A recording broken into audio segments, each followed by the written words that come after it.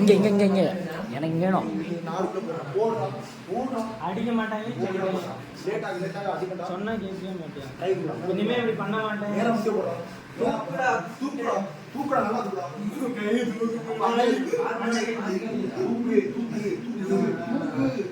தள்ளுற வீடு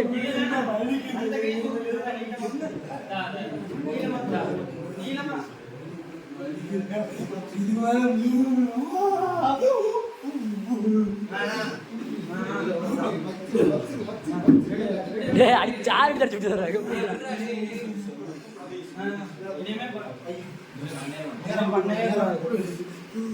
பண்ணவே மாட்டேன். சொல்லட்டும் சரி சரி சரி சரி சொல்லு இனிமே வேணாம். கை கீழே வரக்கூடாது, தூக்கு அப்படின்னு நைட்டுக்குள்ளே இறங்கக்கூடாது. நைட்டு ஃபுல்லாக சரி சரி சரி சரி சரி எந்திரி எந்திரா முட்டி போடுறா வயசை கூப்பிட்றா.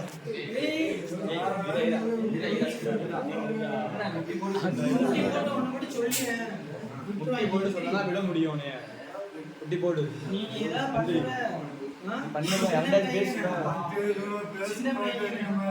யாரு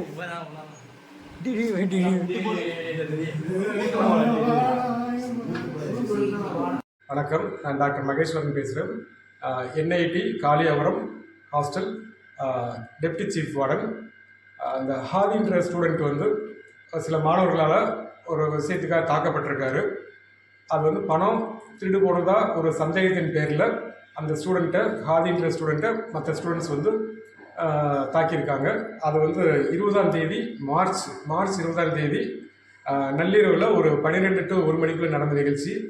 மறுநாள் காலை 21 வெள்ளிக்கிழமை, மறுநாள் காலையிலே வெள்ளிக்கிழமை அந்த பர்டிகுலர் ஸ்டூடெண்ட்டு, ஹாதின்ற ஸ்டூடெண்ட்டை தொடர்ந்து தாக்குதல் நடத்தியிருக்காங்க, அடிச்சிருக்காங்க. அப்புறமா தாக்கப்பட்ட மாணவர் சார்பாக அவருடைய பெற்றோர்களுக்கு வந்து தகவல் சென்றுள்ளது. பெற்றோர்கள் வந்து 22ஆம் தேதி காலையில், சனிக்கிழமை காலையில் மார்ச் 22 விடுதிக்கு வந்து, கல்லூரிக்கு வந்து இது சம்பந்தமான தகவலை கேட்டுட்டு பையனையும் அழைத்து கொண்டு சென்றுள்ளார்கள்.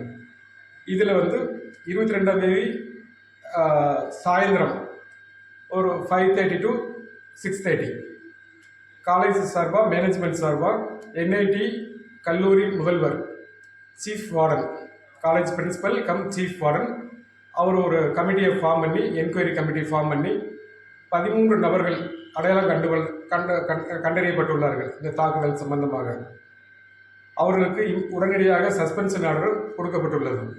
காவல்துறைக்கும் தகவல் தெரிவிக்கப்பட்டுவிட்டது.